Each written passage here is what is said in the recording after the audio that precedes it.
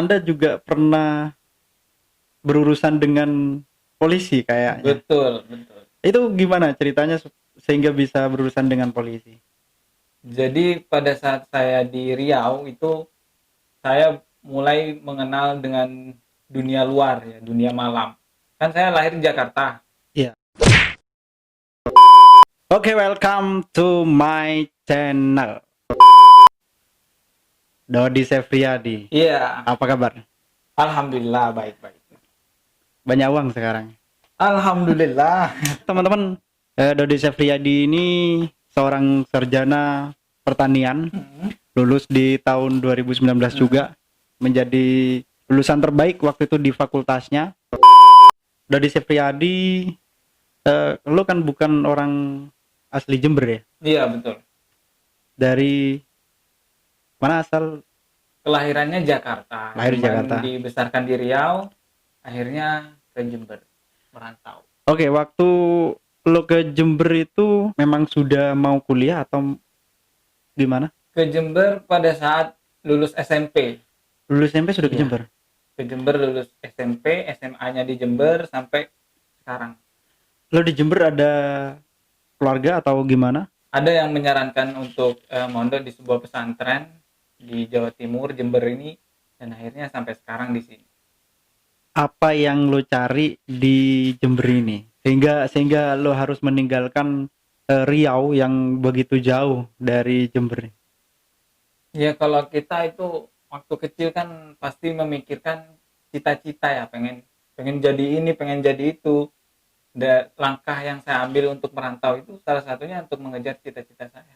Untuk mengejar cita-cita. Saya sempat mendengar bahwasannya masa lalu lo itu gak sebaik sekarang ya. Pernah berada di jurang yang mungkin menurut orang-orang itu jurang yang dalam lah gitu. Itu bener nggak? Iya betul. Ya setiap orang kan punya masa lalu yang kelam ya, dan itu normal lah, semua orang pasti ada. Ya, dan Anda juga pernah berurusan dengan polisi kayaknya. Betul, betul. Itu gimana ceritanya sehingga bisa berurusan dengan polisi? Jadi pada saat saya di Riau itu saya mulai mengenal dengan dunia luar ya, dunia malam. Kan saya lahir di Jakarta, Iya, di Jakarta. SD. SD setelah itu pindah ke ini, ke Riau. Masih ini melanjutkan SD-nya di Riau. Oh. Sampai lulus SD masuk ke SMP.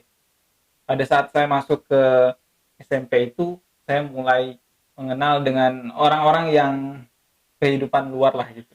Waktu itu kehidupan luar masih seusia anak SMP ya? SMP Berteman dengan juga anak-anak SMP? tidak, jauh di atas saya. Kenapa Anda bisa berteman dengan orang yang jauh di atas umur Anda itu? Karena mereka punya hobi yang sama dengan saya. Hobi yang sama. Iya, Sehingga itu membuat Anda bisa mengenal mereka. tersesat ya. Hmm. Anggap saja tersesat. Ya, Ya. bisa dibilang begitu. Karena memang tersesat kan. Gak mungkin orang itu berada di jalan yang lurus kalau dia itu harus berurusan dengan pihak kepolisian Betul, gitu. betul. Tapi akhirnya Anda ke Jember Hmm. apa karena menghindar dari suatu hal yang menurut Anda itu nggak baik Hmm. sehingga harus ke Jember? Selain memang karena saya punya cita-cita, karena kalau kita kecil kan punya angan-angan tinggi ya, pengen jadi ini, jadi itu. Di sisi lain saya juga pengen kehidupan yang berbeda, tidak lagi mengenal dunia luar, dunia malam. Nah, disarankanlah di Jawa Timur Jember ini, katanya banyak pondok pesantren. Saya tertarik dan saya sekarang sampai di sini. Iya, karena memang Jember juga selain Kabupaten Situbondo itu dikenal sebagai kota santri gitu kan. Betul. Jadi Anda mondok, tujuannya ke Jember itu mondok. Harusnya mondok dulu, cuman ya Tapi gak jadi nggak mondok. jadi, tapi tetap sekolah di sebuah pesantren. Sekolah di sebuah pesantren. Nakalnya masih ke bawah nggak? Masih pasti. Mas. Iya, karena gak mungkin seseorang itu langsung berubah Ya, betul, drastis betul. gitu, nggak mungkin ya. Pasti harus melewati beberapa tahap. Apa yang membuat Anda itu bisa berubah dari hal yang tidak baik menjadi yang baik? Ya. Setiap orang itu kan sejahat apapun, sekelam apapun masa lalunya, pasti punya perasaan perasaan ingin menjadi lebih baik di dalam hatinya walaupun sedikit. Ya itu Mm-mm. betul. Iya betul. Dan hidup dengan kehidupan malam, kehidupan luar yang penuh dengan apa? Penuh dengan kemaksiatan, kelihatannya kan memang enak. Tapi di sisi lain orang-orang seperti itu merasakan beban di pikirannya. Saya Ya, nggak mau terus-terusan gitu. Saya pengen mencari kehidupan yang lebih lebih nyaman gitu, yang lebih tenang. Karena saya adalah orang Islam, saya percaya bahwa kalau mendalami ilmu agama bisa lebih nyaman. ya Walaupun akan sekarang saya masih harus belajar lagi tentang ilmu akan agama. membuat hidup Anda Hmm, lebih tenang iya gitu ya. betul. Eh, Orang tua waktu itu bagaimana responnya ketika Anda tahu nggak kalau seorang Dodi Sefriadi itu nakal waktu di Riau? Tahu, tahu. Karena memang beberapa situasi ketika saya sedang dalam keadaan terancam, ya keluarga yang bantu. Bapak Anda katanya meninggal. Iya betul. Itu di saat Anda usia berapa? Usia kelas 6 SD itu. Kelas 6 SD sudah. Hmm, Berarti hmm, Anda ketika Bapak Anda sudah meninggal, hmm. Anda menjadi orang yang brutal ya, Sa. Betul, betul. Tinggal ibu. Ibu ada, Ibu. ibu. Eh, Pada saat itu. pada saat itu ya, karena sekarang ibu Anda sudah, Betul ya sudah. mudah-mudahan Bapak dan Ibu Anda Amin, mendapatkan amin, tempat yang amin, baik di amin. sisinya ya. Eh, Anda kuliah dan mendapatkan gelar sarjana dan juga sebagai mahasiswa terbaik di fakultasnya. Mhm. Itu dari orang yang nakal dan kehidupan yang brutal, pernah terpikir nggak kalau Anda itu harus kuliah? Sebenarnya dulu saya nggak langsung kuliah ya. Masih 1 tahun setelah selesai di pondok pesantren, itu saya mikirnya kerja. Nggak ada kepikiran kuliah, nggak ada. akhirnya kerja. Kerja, kerja. Kerja di berbagai macam bidang lah. Sekalian juga belajar kan, tapi karena orang tua menyarankan sudah jauh di sana juga banyak banyak universitas, kenapa nggak sekalian kuliah aja. Akhirnya saya putuskan untuk bekerja sambil kuliah. Kuliah di salah satu perguruan tinggi Hmm, di Kabupaten Jember. Dan waktu Anda lulus, waktu itu juga orang tua ibu Anda meninggal. Iya, meninggal. betul. Gimana ceritanya? Belum. Maksudnya perasaan Anda harusnya ketika wisuda membuat orang tua bahagia, ternyata orang tua Anda nggak bisa hadir. Wisuda waktu itu keluarga datang nggak? Ada keluarga dari bapak ada. Keluarga dari ibu nggak ada. Ya. Tapi menurut Anda senang nggak, atau mungkin perasaan ketika ditinggal oleh keluarga dan Anda harus bertahan di Jember, bahkan ketika mau wisuda sekalipun Anda tidak bisa melihat kedua orang tua Anda, itu gimana perasaannya? Ya, di situ saya sudah berpikir untuk apa? Wisuda terus lulus itu untuk apa gitu. Kan saya maunya orang tua saya melihat saya sarjana, itu aja sebenarnya. Kalau pekerjaan kan sudah ada sebelum Iya, sebelum kuliah. sebelum kuliah emang sudah bekerja ya. Ya jadi pada saat itu ya benar-benar kondisi yang sangat sangat jatuh sekali. Ibu saya itu meninggal ketika saya sedang skripsi, sudah akhir skripsi. Berarti memang sudah di akhir-akhir kuliah ya. Iya, skripsi masih sudah mau selesai skripsinya. Di situ saya sudah berpikir nggak perlu dah, udah selesai gitu. Tapi Anda masih bertahan untuk. Iya, bertahan karena memang um, ada beberapa dosen saya yang juga memang memberi motivasi. Saya pernah mendengar, bukan mendengar ya, karena Dodi Sefriadi ini waktu itu juga satu kampus dengan saya, tapi beda jurusan ya. Betul. Anda di jurusan yang baik, saya di jurusan yang gagal Sama jurusan. baik, sama-sama Sama-sama baik Iya. tapi saya gagal jurusan Nah. gitu. Tapi alhamdulillah kita sama-sama menyandang Sama-sama. gelar sarjana Nah, gitu ya. dan sama-sama gagal jurusan. Iya. Sama-sama juga nggak dapet ijazah. Kita nggak tahu ijazah kita di mana. Pernah waktu itu Anda, bukan pernah, mungkin sering kayaknya Anda itu kelaparan. Ya pada saat itu ya, karena namanya mandiri, kalau perantau yang benar-benar mandiri ya pasti pernah merasakan hal seperti itu. Tapi justru hal-hal seperti itu yang memicu kita untuk bisa lebih berusaha lagi, lebih giat lagi. Anda bertahan di Jember, memang dari orang tua tidak ada kiriman uang atau gimana? Ada, tapi saya dari kecil itu memang nggak mau membebani orang tua. Jadi pada saat lulus apa, pondok pesantren, mulai saat itu saya sudah nggak ini. Sudah mandiri. Makanya saya bilang tadi, saya bekerja dulu 1 tahun. Bekerja 1 tahun, baru setelah itu melanjutkan perkuliahan. Iya, Tapi jadi ketika kerja dulu baru bisa kuliah. tapi ketika kuliah ya tidak cukup mungkin pendapatan yang Anda miliki untuk membiayai kuliah dan juga hidupnya, sehingga harus kelaparan ya. Iya, tentunya karena biaya kuliah kan juga nggak Iya, murah. biaya kuliah mahal banget. Biaya kuliah juga mahal. Tapi justru kondisi-kondisi seperti itu yang memicu kita untuk bisa lebih berusaha, lebih giat lagi. Dan saya bersyukur sampai saat ini pernah merasakan hal seperti itu. Waktu kuliah biaya sendiri, sering gak makan. Ketika mau wisuda, ternyata orang tua sudah dua-duanya ya, bahkan memang sudah tersisa ibu, dan ibu juga meninggal. Iya. Anda tahu nggak pas ibunya meninggal itu? Tahu pada saat di tempat kerjaan. Jadi Anda tidak melihat wajah ibu Anda Tidak. dari berapa tahun Anda nggak bertemu dengan ibu, tapi mendengar kabar ibu sudah meninggal? Sebelumnya saya memang pernah pulang, itu sekitar 4 tahun yang lalu. 4 tahun? Setelah itu saya mendengar kabar bahwa ibu saya sudah nggak ada. Sempat pulang nggak ketika meninggal itu? Nggak bisa pulang. Nggak pulang. Karena memang sudah kontrak dengan salah satu perusahaan yang itu menjadi tanggung jawab saya juga. Hingga Anda tidak bisa pulang. Nggak bisa pulang. Sampai sekarang?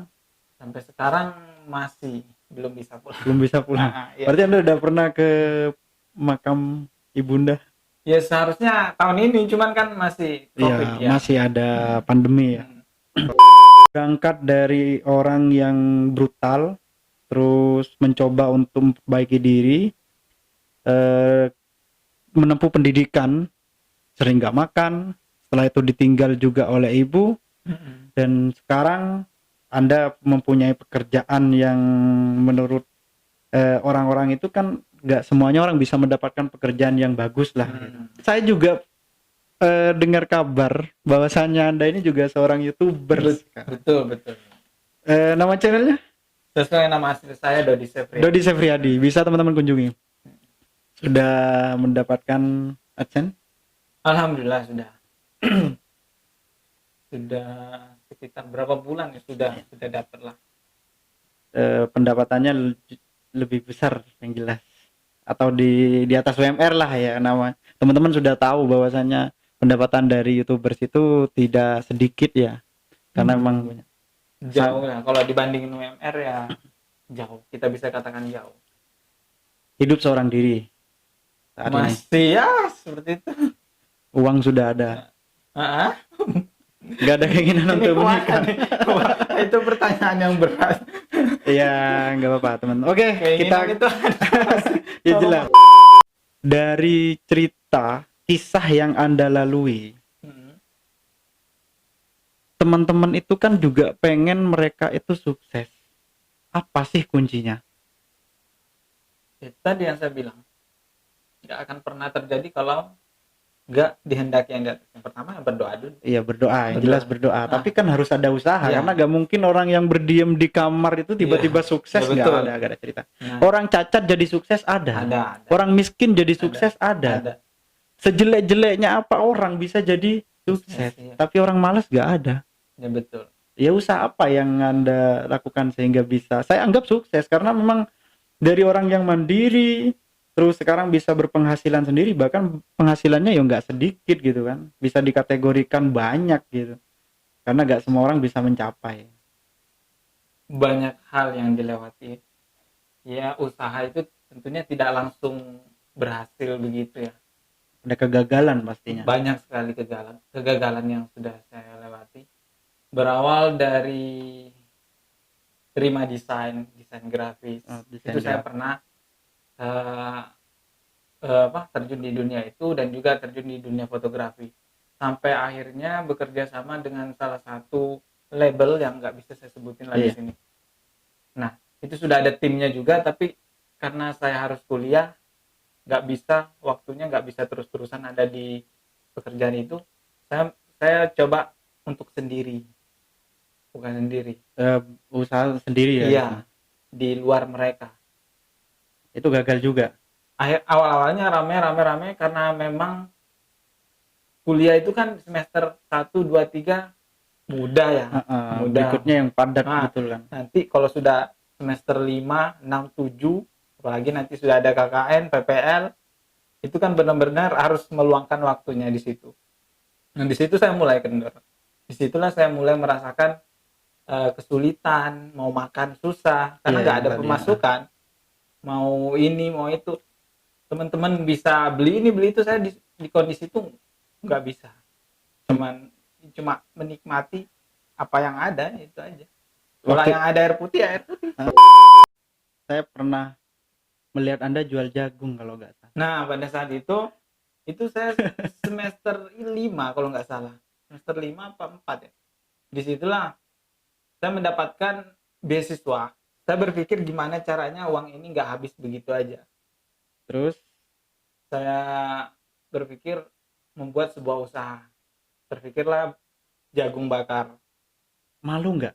Jagung bakar. Soalnya mahasiswa jual jagung bakar, ya it's okay kalau jual jagungnya itu mungkin punya kafe sendiri atau restoran itu enggak. Tapi saya lihat waktu itu Anda berada di pinggir jalan jual jagung bakar. Betul. Malu nggak? Malah ada yang lebih parah dari itu. Apa coba? Jualan kerupuk. Pernah jualan kerupuk? Iya. Ini banyak yang nggak tahu. Kalau jagung bakar itu kan memang saya post di sosial media saya ya. Di YouTube belum ada YouTube dulu. Sudah ada Facebook. tapi belum seterkenal sekarang gitu lah. Di Facebook. Makanya teman-teman kampus banyak yang tahu, tapi ada yang orang nggak tahu. Saya dulu pernah jualan kerupuk. Jual kerupuk. Iya. Malu nggak? Jadi saya beli bal itu yang kiloan. Saya kemasin sendiri pakai. Saya ini baru tahu padahal Anda jual kerupuk. Iya, pakai lilin diginiin gitu, dibungkus, habis itu udah laku. Dibawa keliling Jember. Laku. Ditawarin satu-satu. Laku, bisa dibilang laku, bisa dibilang enggak. Tapi pada akhirnya juga nggak berjalan. Waktu itu dengan status Anda seorang mahasiswa, dari jual jagung, yang lebih parah mungkin kata Anda jual kerupuk. Anda nggak malu? Enggak, justru setelah kuliah itu saya masih pakai hem, masih sepatu, masih tas, masih dicangklungin. Setelah kuliah saya langsung berangkat naruh ke warung-warung. Kalau di warung itu sudah saya taruh, tinggal lihat berapa yang laku. Malah kadang dikembaliin sama orangnya karena nggak laku. Jual kerupuk terus naruh lagi itu ditolak.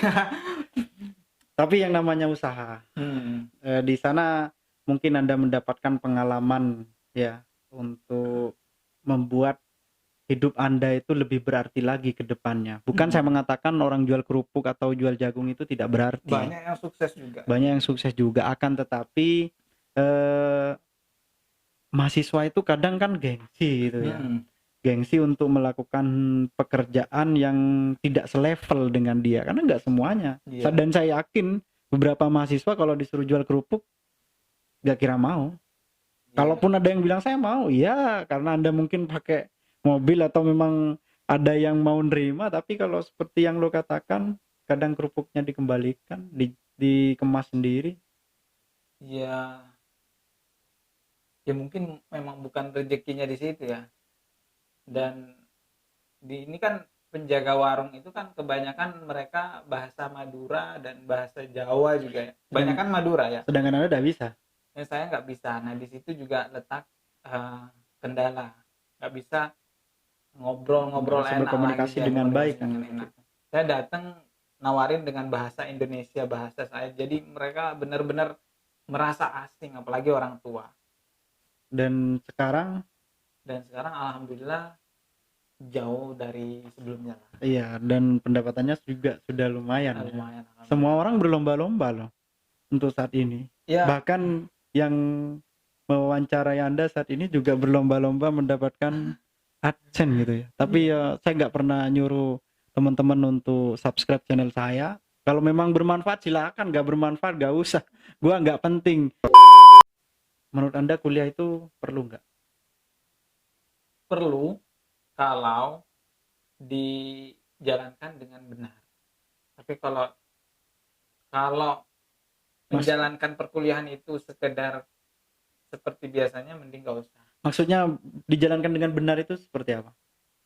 Kebanyakan orang kan kuliah agar bisa bekerja. Agar bisa bekerja, Mm-mm. mendapatkan ijazah lalu Iya. Nah ini penting juga, informasi penting yang harus diketahui sama eh, adik-adik kita yang mau kuliah. ya, Jangan sampai terlalu berharap bahwa ketika lulus kuliah nanti bisa langsung bekerja. ya dengan hanya bermodal selembar Nah, kertas nah, bisa dengan begitu iya, gampangnya bekerja ya. betul. Nah, kalau seperti itu kan mereka akhirnya melihat universitas terbaik yang mana. Padahal yang universitas terbaik yang dilabelkan terbaik itu juga tidak menjamin. Tidak menjamin mahasiswanya Mm-mm. menjadi orang sukses ataupun Nah, bekerja iya. ketika lulusnya. Jadi bukan dari Bukan universitasnya, dari dan kita tidak universitasnya. menyalahkan universitasnya, tapi balik lagi kepada kita sendiri bagaimana menjalankan kuliah itu. Jadi kalau main-main mending nggak usah. Yang dimaksud dengan main-main nih, karena banyak teman-teman itu yang IP-nya 4 mungkin 3,9 itu banyak yang depresi loh Mm-mm. ketika lulus karena mereka gak kerja, mereka juga gak mempunyai penghasilan dan lain sebagainya. Itu bukti bahwasanya mereka ketika kuliah gak main-main tapi ketika lulus malah dipermainkan oleh kehidupan. Gimana definisi Anda tentang main-main ketika kuliah? Ada pola perkuliahan yang harus saat ini mungkin dibenahi ya. Nah, kebanyakan kan mahasiswa sekarang disuguhkan dengan sebuah materi dan teori. Materi dan teori tentunya. Tapi pada kenyataannya ketika kita terjun di dunia nyata, terjun di dunia masyarakat, belum tentu teori itu Berlaku. relevan dengan yang ada kan. Seperti itu. Alangkah baiknya kalau perkuliahan itu lebih didominasi dengan praktek. Intinya perkuliahan itu harus sesuai dengan kejadian yang ada di masyarakat seperti itu. Jadi teman-teman mahasiswa itu harus berkontaminasi langsung dengan masyarakat seperti itu ya. Betul. Teman saya ini pernah mengatakan bahwasanya ketika kuliah dia itu dibodohi oleh dosennya. Bahkan dia menganggap waktu itu pernah ngobrol dengan saya, dosen itu lebih bodoh katanya daripada dia. Kata teman saya. Karena dia mengatakan seperti itu, apa yang disampaikan oleh dosennya itu sama sekali tidak bisa digunakan saat dia bekerja. Bahkan ketika kuliah kata dia lebih pinter daripada dosennya karena dosen cuma kata memberikan materi habis itu dibagikan, mahasiswa suruh buat kelompok, presentasi tanpa dosen memberikan penjelasan yang benar. Itu menurut dia sehingga dosen itu tidak jauh lebih pintar daripada dia. Lo setuju nggak? Ya, ya setuju, karena kalau materi dan teori nggak usah sama dosen, tinggal ngetik di Google aja Ya, dapat kan. Ya. tinggal oke, Google itu udah keluar ya. Udah keluar. Ya itu tadi, seharusnya praktek yang jauh lebih diterapkan daripada sekedar teori-teori. Tapi saya tidak mengatakan bahwa teori tidak penting dan tidak perlu. Tetap penting ya. Karena ada situasi yang memang harus memakai sebuah teori. Tapi pada dunia nyata orang-orang yang terlalu banyak menggunakan teori pada akhirnya nggak kepake juga. Jadi intinya teman-teman yang mau kuliah atau yang sudah kuliah, kalian tidak cukup hanya dengan di dalam kelas kalau waktu itu saya mengatakan, tapi juga harus di luar kelas. betul.